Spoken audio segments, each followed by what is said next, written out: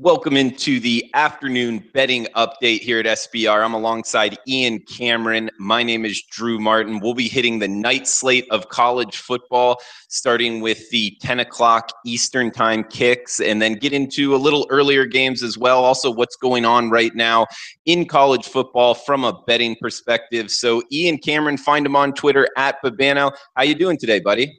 Oh, I'm doing great, Drew. Good to be with you here on this Saturday mid-afternoon college football update show. You and the big man have been killing it, doing a magnificent job with this show on a weekly basis, Saturday afternoons, just getting everybody geared up, ready for the night slate.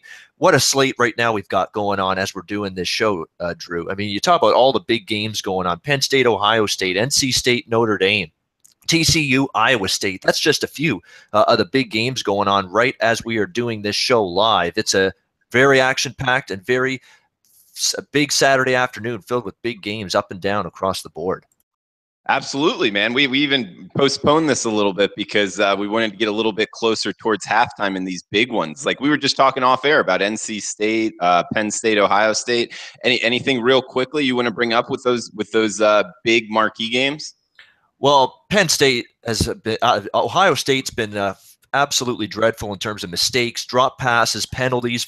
They've had about 3 or 4 false start penalties so far in this football game. They're moving the ball finally here in the second quarter, but just little brain farts and things that shouldn't really happen for Ohio State have happened to them. They give up a kickoff return to Saquon Barkley, who is just as explosive as it gets to start that game. Their offense sputters for a little bit. Their defense has struggled to contain this Penn State offense. We've seen Trace McSorley, Saquon Barkley, Gesicki for this Penn State team. The tight end has been fantastic, making some big catches down the field. And Ohio State's been discombobulated so far, although long way to go. Penn State's defense now a couple drives in a row. They've given up touchdowns now to Ohio State. They just punched in another one. 28-17 Penn State, extra point pending here. It's a situation where it's 5 minutes to go second quarter, 11-point game for as poorly as Ohio State's played. Long way to go in that one. Notre Dame, NC State's a fantastic game, tied at 14. You knew that one would be back and forth. Block punt, touchdown for NC State. Notre Dame's moved the ball, Drew, against NC State so far on the ground, and that's been a bit of a surprise to me. I thought NC State defensively against the run would be able to snuff out Josh Adams, be able to contain Brandon Wimbush and keep him from not getting out of the pocket. That hasn't happened so far, Drew, and as a result, NC State, they're probably going to have to score some points in order to win that game. Yeah, man, good stuff there, Ian. Hey, we got guys in the chat box as well. Dale, Taylor, Andrew, welcome. Dale, we'll get to that question in just a bit. Clemson, Georgia Tech. I actually got an opinion on that game, but let's hit the late night slate first, Ian, and then get into some night games, and then we can kind of go from there. Feel free to chime in on anything you guys want to hear, and also please give us a thumbs up, a like button if you're liking the content. That helps us out a lot. But let's start off with 199-200, Ian. We got Washington State versus Arizona. Pretty competitively lined game here, right around pick'em, maybe -1, depending where you're shopping on SBR odds right now. We know Washington State had a great bounce back game off of that Big Cal loss, came back last week, and really kind of looked the way you would hope they would be as far as the Washington State faithful would be concerned. And Arizona, on the other hand, they've really bared down of late, and you gotta tip your cap to them. 3 straight wins against quality opponents in the Pac-12. The last 3 weeks, Rich Rod's got them playing well here, so it's a good game to kick off the night slate with. Do you have any strong opinions on which way you would be betting this one, Ian? Well, both Arizona schools, it's like a renaissance or a resurgence that they've had in the last few weeks, both the Sun Devils and, of course, here talking about the Wildcats. And for Arizona, it's been Khalil Tate. It's really been his emergence at the quarterback position that has driven this run for Arizona. 3-0 straight up, 3-0 against the spread last 3 games, winning outright as a dog at Colorado, winning outright as a dog against UCLA, beating Cal. That being said, they're taking a big step up in class from Colorado, UCLA, and Cal here in this matchup against Washington State. And I like Washington State. That being said, are they a team that I'm looking to lay points with on the road? Not necessarily. But, as Arizona's secondary faced a pass offense or quarterback in Luke Falk as good in quite some time as this, I'm not sure they have. So I think there's going to be some points scored in this game. I like both teams right now. Arizona's trending upward. Not sure the Cougars defensively are going to be able to stop this Khalil Tate train that has undergone the college football world, taking it by storm. So it should be a higher scoring game. I'd lean over. No opinion on the side, but I think we may get points. I think both offenses could take advantage tonight.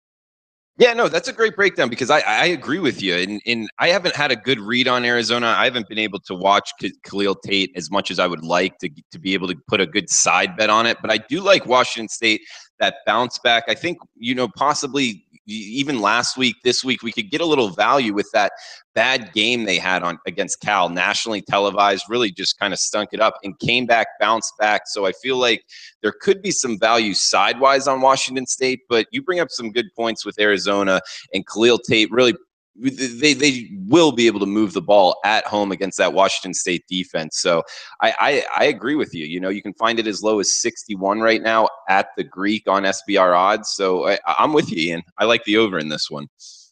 Yeah, let's move on to. Oh, go ahead, man. Washington State to me is still a very good football team. I mean, you got to sort of put that one away that they had against Cal, that stinker, that stink bomb they had. They were not in that game at all. Heads weren't in it, whatever the case may be. But I think I forgive Washington State a little bit for that effort they had that week. It's still a good football team, and let's be honest, Arizona's had a nice little 3-game winning streak, but they haven't been tested yet to the extent Washington State will. So 2 teams I don't want to bet against, but a good one to watch. Yeah, we got a few more on the night slate. 211, 212, UNLV, Fresno State. I know Fresno State, you have hats off to you, and you've called it from the very beginning. They had the CFL kind of coaches come in and have really done well here in the Mountain West. Going against UNLV, I know you were big on that Howard loss and really pointing that out, but they kind of bounced back and have since fallen off a cliff here, back down for the UNLV program. 57 looks to be the total. Are you going to lay 3 touchdowns? Actually, over 3 touchdowns right now with Fresno State, Ian? I'm certainly not going against Fresno State. When you are going through the 6-0 ATS run that Fresno State has so far this season, that is clearly a team that the betting markets have been dead wrong about from day one. And until I see a failed point spread cover, that's not a team I have any interest betting against. That period, end of story with Fresno. Now, has it caught up to them in this spot? Maybe. Because now you're talking about a team that's had 2 pretty big-time wins in a row. This Fresno State team, of course, including the big win last week on the road, not just pummeling one of the heavyweights in this Mountain West Conference, San Diego State, 27-3. Nothing fluky either. 120 yards they outgained the Aztecs by. Orlando Steinauer's defense is for real because I saw this guy operate in the CFL for years with the Hamilton Ticats. Orlando Steinauer, always a smart, sophisticated defensive schemer and coordinator in the CFL, and he's brought that to Fresno. This run defense in particular can't run on this Fresno State team, and that's the problem. Is UNLV pass offense good enough if they are one-dimensional? I'm not sure it is.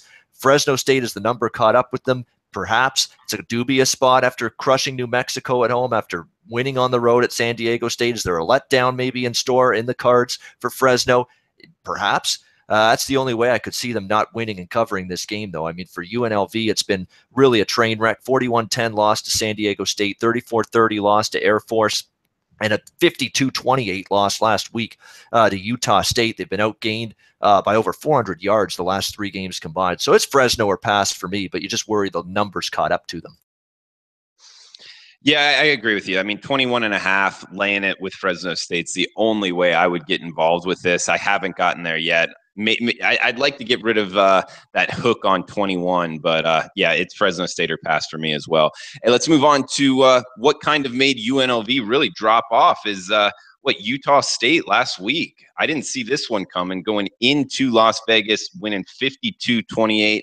Now they got to step up in class, though, against Boise State. They do get them at home in Logan, and it looks like Boise State's laying about 10 pretty much across the board, 52 the total. This is a tough ask for Boise State travel spot-wise, but I do think they're the more talented team, and the only way I would look in this one, Ian, is same with the favorite. Do you agree?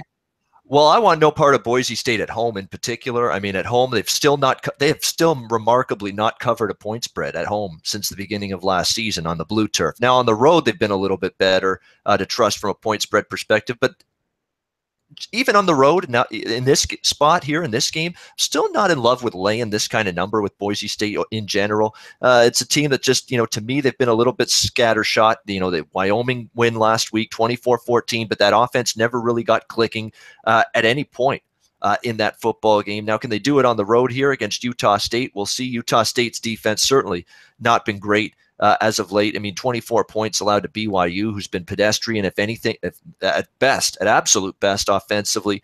Colorado State scores against them. Wyoming does. UNLV moved the ball against them. So it's not a great Utah State defense. Maybe because of that, Boise State can put up some bigger numbers offensively, but probably going to have to cover this number. Defensively, Boise's been pretty good the last 3 weeks. Can't take that away from them. They give up 7 to BYU, 14 to San Diego State, 14 to Wyoming. So if I liked Utah State more than I do, I'd probably find a way to go against Boise here, but I'm not enamored with Utah State. I was a bet against team for me last year. I haven't seen enough leaps and bounds improvement from them this year, so it's a game I stayed away. All right, Ian. Hey, moving on to a team that their backers haven't been enamored with, the USC Trojans losing 6 straight ATS, Ian. It's been a tough go of it for bettors of USC, going against Arizona State in Tempe, laying 4.5. Kind of surprised by this line, Ian. I think I think Arizona State should even be favored in this, playing at home. Manny Wilkins playing, I guess, what can you say? Confident football at the quarterback position, going against another quarterback that isn't Sam Darnold. I know he came in with a lot of accolades into this season, hasn't lived up to it, and we're deep enough into the season where you got to really question this number, in my opinion. Are you going to lay the 4.5 with the Trojans? I actually took Arizona State in this game more than a field goal. Actually, you can get even a better number now. I got 3.5. You can get 4.5 now pretty much with Arizona State. And to the people taking USC, there I could sort of understand it for this reason.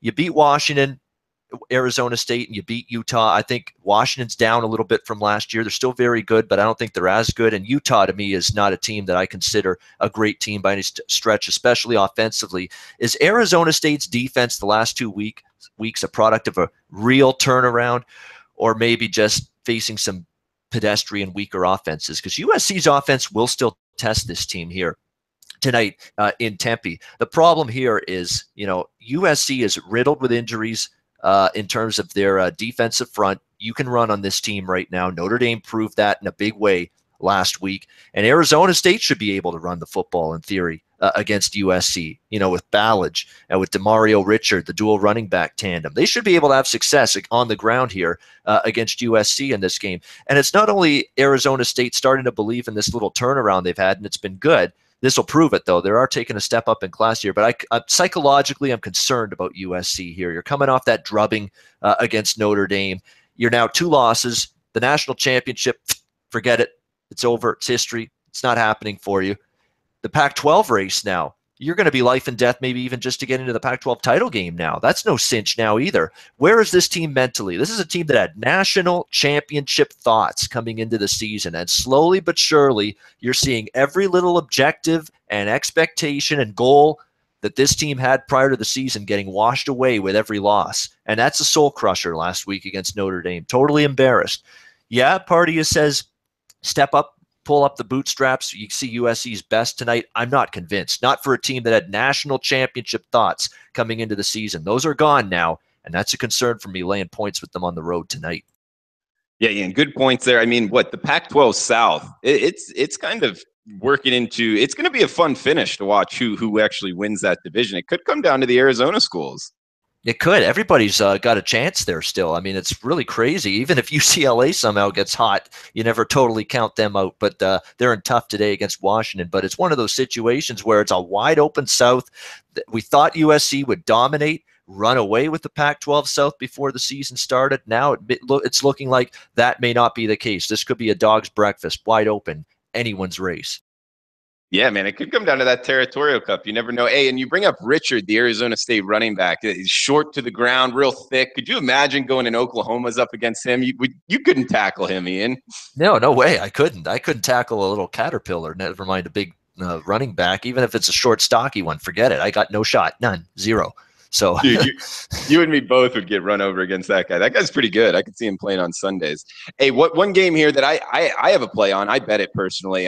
Interested to get your opinion. I'll just read it off and let you go. 213, 214 SDSU. The Aztecs making the halfway trip across the Pacific to Hawaii. Looks like laying as low as 8.5 right now, as high as 9.5, 53.5 the total. How are you looking to bet what some people would refer to as a degenerate special? I don't. I think it's two good teams going at it in Hawaii. How you looking to bet this one? Very simple thought, and it's why I didn't bet this game at all.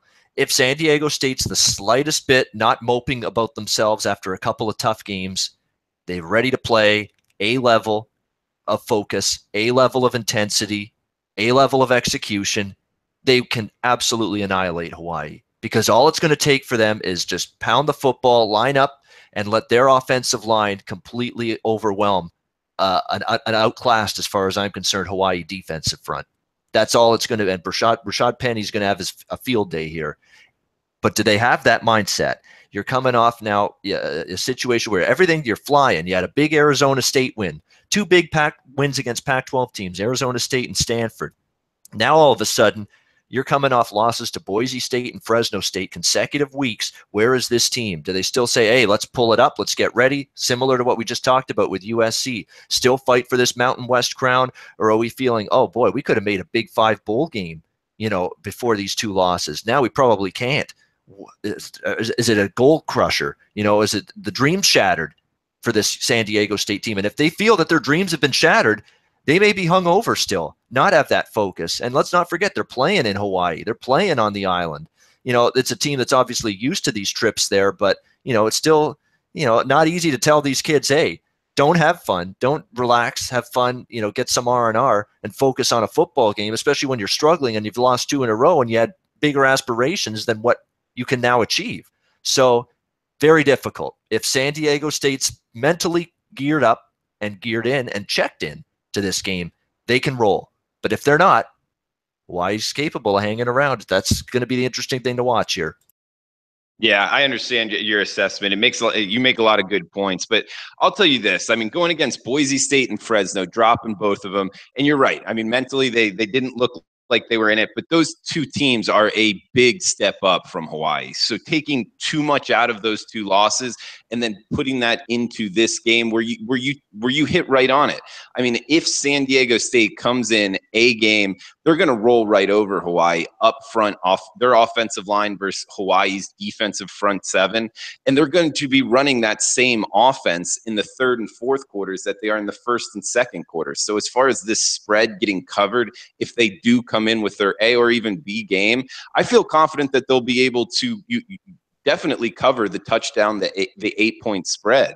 But you bring up a good point. If they're still hungover from it, we could see it lag, and hell, who knows? Even Hawaii come out with the outright win. So I could see it going both ways. I feel pretty strong about SDSU coming out with the victory. You touched on it. They're conference foes. They're used to this trip. I mean, it's San Diego to Hawaii. It's not somewhere on the East Coast to Hawaii, anything like that. In Hawaii at home, you look at their schedule, they haven't been dominant at home, that's for sure. They actually got blown out by Colorado State. So SDSU coming in, the more talented team. I've laid the 8 right now, which you can find all over SBR odds right now at a couple different shops. That's the side I'm on. I think Rocky Long, the 3-3-5 defense, kind of bodes well against Drew Bread, the quarterback there at Hawaii, who can run around and make things happen. But I think SDSU's defense can hold them at bay, and offensively they can run all over them. So that's the way I'm betting it, Ian. It's an interesting game, because I will say this, and people are probably thinking to yourself, Ian, we were talking about San Diego State may be flat, may not be mentally checked in. Well, how do you know they're not mentally checked in? What you do is you watch the first quarter of this game, and that's where live betting comes into play. If you see things from San Diego State like false start penalties, unnecessary roughness penalties, undisciplined penalties, turnovers, dropped passes, right in the receiver's hands, and he drops it, should have had it. Those are all signs of an unfocused, flat team that's still hung over from 2 straight losses. and maybe a sign that, oh, we can't go to the New Year's 5 bowl games anymore. Those are the signs that you're going to be looking for from San Diego State early. If you don't see it, if you see crisp execution, no penalties, or at least very few penalties, no turnovers, they come out clean, they come out firing, they come out running the football strong, then I think you're looking good, Drew, with your bet. But that's going to be the key thing to watch here. San Diego State's mentality, their focus, and just their execution in the finer details of football. Can you make a catch you should make? Can you protect the football, not turn it over? Can you stay away from mentally undisciplined, unfocused penalties? Those are the signs of a team that's not ready to play, and those are the ones you're going to see quickly if San Diego State's not ready to go tonight. Yeah, no, that's a great breakdown there, Ian. And you're right, because even if you notice all of those things and SDSU goes up 7-0, the amount of points you're going to lose in the live bet is not nearly as worth the risk that I'm taking betting now and that they don't show up. So I actually agree with you, and I might add to the bet live betting if they look good and maybe take it the other way if they don't. So great idea. That's why I brought it up. If you see San Diego State penalties backed up 3rd and 17 at their own 12, and I don't know, maybe Christian Chapman throws a pick 6 returned by Hawaii touchdown, you're going to be starting to think, uh-oh, this team doesn't look ready to go. And that's when you can maybe say, okay, hedge, get the garden clippers out and get in on there with Hawaii if you feel that San Diego State's got that kind of attitude coming right out of the gate. But we'll see tonight. It's a great handicap. Fascinating game, actually, believe it or not. But I will say this, Hawaii against the run, it's been brutal. I mean, if San Diego State can just line it up, pound that football, you're talking about Hawaii giving up 5 yards per carry, 183 rushing yards per game. That is absolutely abysmal. So that's going to be a major matchup concern for the Rainbows tonight. Yeah, Ian, we got M. Zaza, or I'm not really sure, saying spot on, Ian. I agree. Great breakdown. And we also got Dale asking in the chat box to hit it off with some other games. He's asking 139, 140, Georgia Tech versus Clemson. Can Clemson cover the 14? I don't know. It's an interesting one, Ian. How do you feel about this? This is a very, very tough game because Clemson is figuring to fire back strong with a big effort off a bye week, off the Syracuse loss. Remember, they haven't played since that Syracuse loss that Friday night a couple of weeks ago. So Clemson, Dabo Swinney, extra time to prepare. Death Valley, tough place to play. I'm very reluctant to step in front of Clemson in this spot. However, Georgia Tech, much like Fresno State, we talked about them a few games ago. Betting markets have been dead wrong about Georgia Tech so far. Perfect 6-0 ATS, covered every number. Great win for them against a good Wake Forest. That was a good Wake Forest team they beat. Look what Wake Forest did today to Louisville. Georgia Tech, and that was supposed to be a great spot for Wake Forest last week too. Off a bye week, time to prepare. Georgia Tech sandwich between the Miami game and this Clemson game. And Georgia Tech still got the job done and still came back from a halftime deficit to beat Wake last week. This is a good football team. And Paul Johnson's talked about this is the best quarterback he's had in years to run this triple option offense. Obviously, Clemson has the benefit of extra time to prepare. That's usually a bet on profile facing the triple option. Clemson's got that at their disposal for this game. So it's, again, great spot for Clemson. Off a bye, off a loss. They'll be chomping at the bit. They're at home. But they're laying 14. And Georgia Tech's been totally wrong, priced incorrectly from day one this season by the betting markets. It's a tough game. I can make cases for both sides. Good one to watch, but I'm staying far away from it. Wouldn't touch it with a 10-foot pole, Drew. Yeah, Georgia Tech it's a damn good Georgia Tech football team under Paul Johnson this year. I'm not looking to bet against them either. However, Clemson, the extra time to prepare at home, I kind of think that they can get there. I haven't bet it personally. It looks like Greek's down to 13.5, which could be an important hook point there on the 14. But Clemson's the way I lean, but I haven't bet it. Let's hit this chat box, Ian. We got talking Arkansas State -3 from Cameron. New Mexico State has no home field advantage, and they've overachieved all season, which is sad because they have 3 wins. You involved at all with this Arkansas State, New Mexico State game, Ian?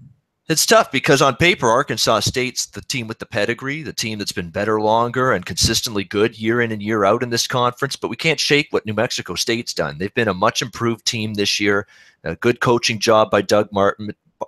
We know Larry Rose, the running back, great for this New Mexico State Aggies team. Really interesting game. And obviously people are seeing, these are people I think that have probably bet New Mexico State a time or two that have driven this number down. It was 5.5 with Arkansas State on the road.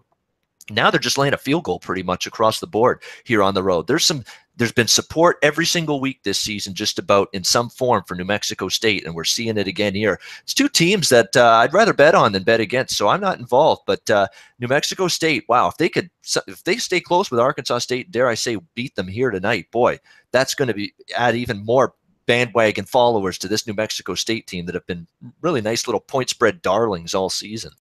Yeah, both offenses are really good. That's why we see it in the total here.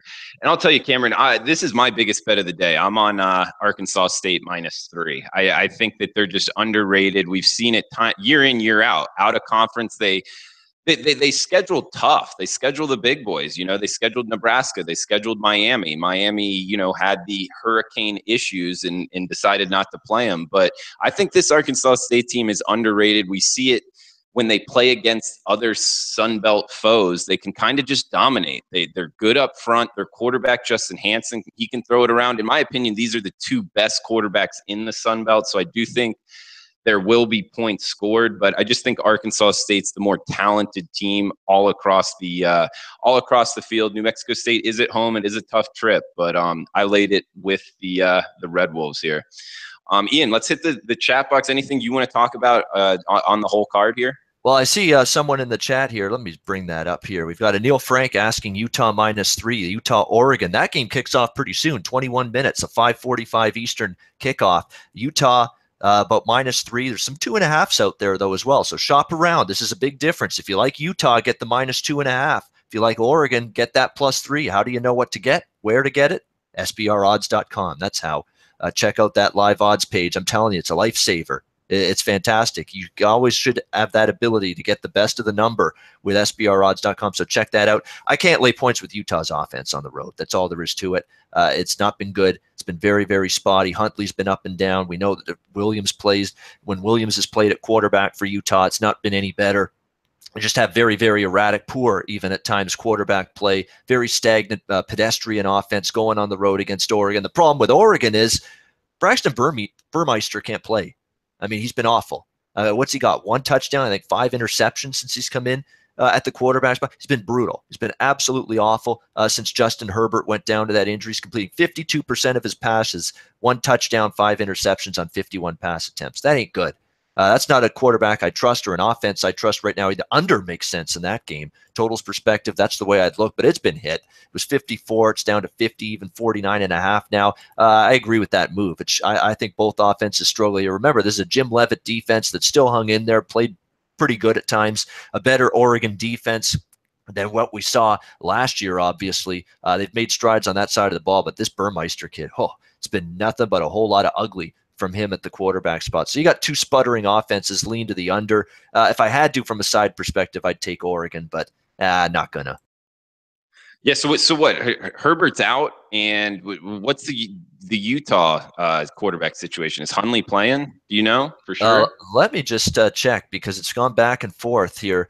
We'll get a quick update on that right in a couple of seconds. I know one thing's for sure. I don't trust either one.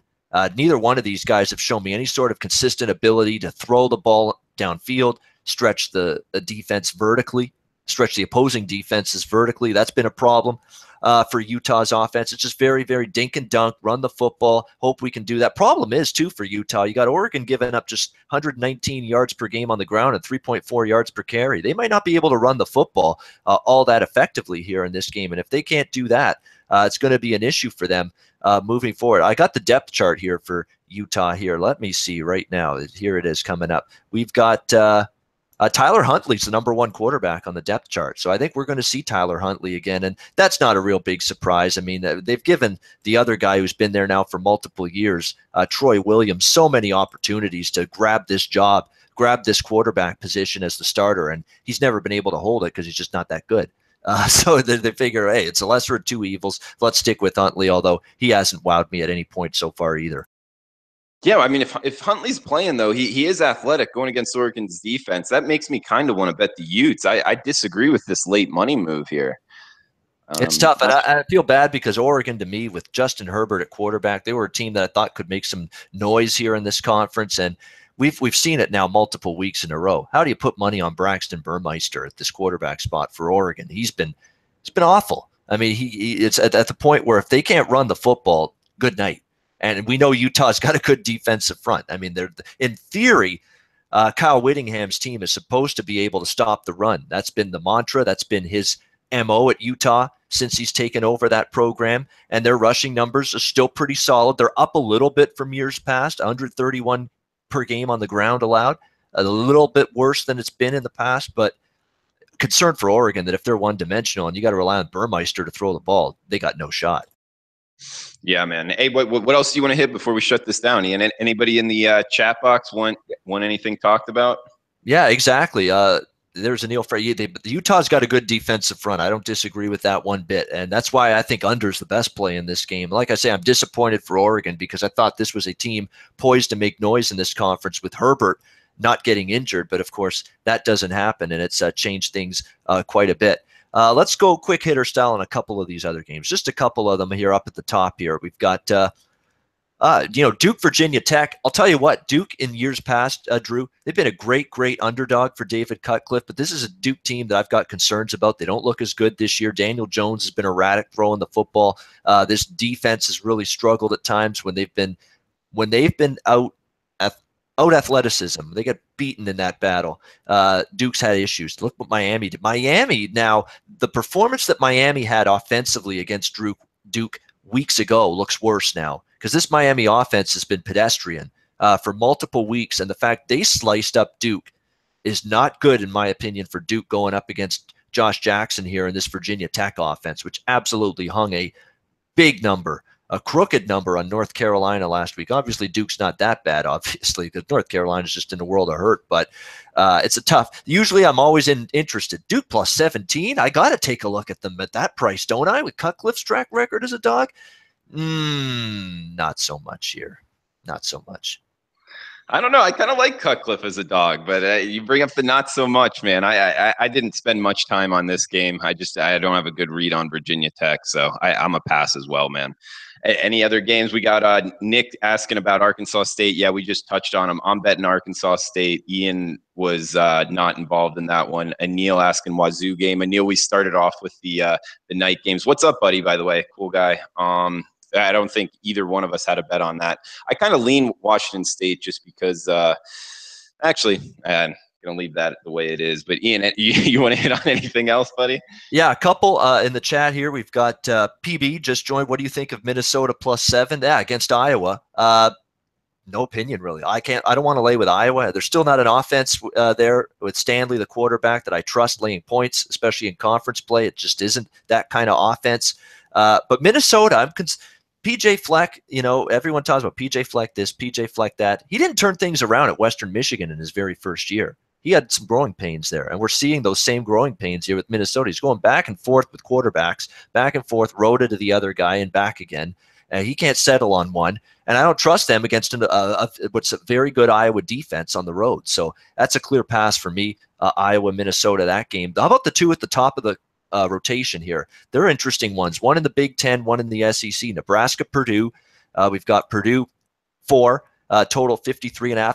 Lots of heavy over movement, and I agree. I actually got over at 50 earlier in the week, Nebraska, Purdue. I think Purdue's offense comes alive this week. You're not facing some of these slow down, stodgy Big Ten teams. Nebraska's defense can serve up the points. I mean, they're not good, Nebraska, on the defensive side of the football. I think David Blau, Elijah Sindelar, and that Purdue offense get it rolling a little bit here in this game. I don't know if I want to lay the points with Purdue here. I'd rather take points with them. We saw them, again, lose outright as a favorite to Rutgers last week. That's a problem. But I don't trust Nebraska. I don't like them very much. Tanner Lee is erratic. And even though I don't think Tanner Lee and Nebraska's offense is great, he's also been an interception machine, and that could mean pick sixes in this game. But I think Nebraska does enough offensively. Purdue will get going offensively. We see points. So that totals move, I agree with Drew, up and over for the Nebraska game there. All righty, and we also got some questions on New Mexico, Wyoming. It looks like if I'm getting involved with this one, I'm looking towards the dog. I think New Mexico offensively will be able to move the ball against Wyoming, not like they were not able to do against the Fresno State defense. I know they're on the road, but New Mexico's at elevation as well, so I think it's an easier transition for them. Do you have any opinion on the Wyoming-New Mexico game, Ian? Yeah, not a whole lot. I mean, for Josh Allen, it's been really a disappointing season. I mean, I thought in Mountain West play he'd get it going a little bit, start to live up finally, for crying out loud, to some of this quarterback hype and this NFL draft hype. It hasn't happened. It's been just you know what he misses? He misses that Brian Hill, that running back from last year for this Wyoming team. He seems lost, actually. He's got to do more. He's got to put more of the burden is on his shoulders, or his arm, I should say. And he hasn't been able to produce and play to that level. And I think losing that big bruising running back he had last year is a big part of that. So Wyoming's offense has been a massive disappointment this year. New Mexico on the road, New Mexico's taking money. I don't disagree with that. Wyoming's not a lay points with team right now, for me right now, even at home in the elevation there of Laramie.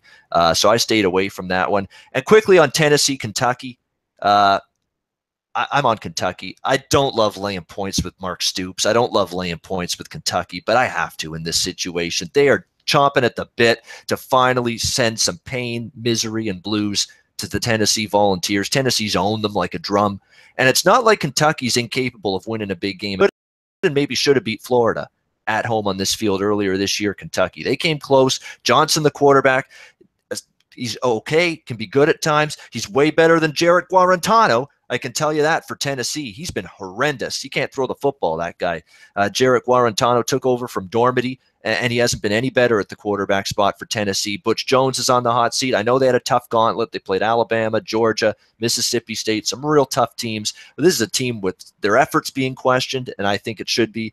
Their intensity and their focus is being questioned. They know the coach is on the hot seat. They know this season is heading for the garbage chute in a hurry. Whereas Kentucky, they've at least won 4 or 5 games, can get to a bowl game still, and they want to beat Tennessee in the worst way. So yeah, I don't ever love laying points with this team, Kentucky, but I'm going to make one exception, and that's tonight to lay Kentucky minus the 4.5, minus the 5. All right, on the Wildcats for Ian, we got Cameron chiming in. He's saying he wouldn't touch the New Mexico State or the New Mexico Wyoming, or at least the New Mexico side in the Wyoming game. He is there in Albuquerque. So from the local newspapers, the local scene saying Davies is all over the place. The team's head may not be in it. So some ground information there. So I'll take your word for it. I'll lay off of it. But Ian, we got to start shutting it down. Any last words before we cut out for the day? Yeah, just quickly, a quick halftime score update here for some of these games. We got a 21-14 score for Notre Dame at the half, leading NC State. Penn State leading Ohio State 28-17 at the half. Iowa State just started the third quarter up on TCU 14-7. Here's this Iowa State team again, giving people some real grief. They are. Ask Oklahoma about that. And here's Iowa State here leading TCU 14-7. Georgia pounding Florida 21-0. I mean, Florida, again, no offense whatsoever, being shut down by that vaunted Georgia defense. Georgia looks awesome once again. They're looking playoff bound. This is a scary team, and I'm starting to think if they have to face Alabama sometime soon, they're going to end up giving them all they can handle.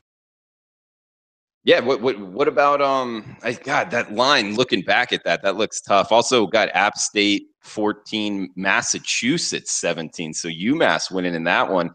That was a short line game. It looks like they were on it. Georgia Southern down 28-10 to Troy. Michigan State 10-10 Northwestern. You touched on it. Notre Dame 21-14. Penn State up 28-17 over Ohio State. And it looks like Iowa State 14-7 over TCU. Washington 20 and UCLA 9. So, yeah, Ian, I guess we can shut it down, huh? Yeah, roundtable best bet, Penn State, Ohio State over. It's in good shape, but we got a long way to go. I've seen some 3-point, 6-point second halves before, believe me. We could get that, so I'm not celebrating yet, but so far, so good. All right, Tino's just asking UFC, any plays for tonight, Ian? I actually haven't looked at it yet. I was just going to do that once we get off the air. If I have anything for UFC, I'll post it because I bet it, but I rely on some other people's opinions more than just my own with that sport. So I'll post it on Twitter at Bobano, a reason to follow right there. If I have UFC, I'll post some up there. Absolutely. He's a great follow on Twitter at Bobano. His work at sportsmemo.com. Thanks, guys, for chiming in. Please give us a thumbs up, a like button. Also, check out the SBR ratings page to see what sports books can kind of cater towards what you're looking for. And make sure when you win, you get paid. That's what SBR is all about. That's why we're here. And for Ian Cameron, I'm Drew Martin. Thanks for tuning in, guys. We'll be back next Saturday afternoon. Also, catch Ian's show, The Ice Guys. We're both on the round table. I got Marketology coming out on Tuesday mornings, going over the early week betting lines. Anything else they should know about you, Ian? No, that's it. Just keep watching SBR because I'll be here. All right. Yeah. Thanks, guys.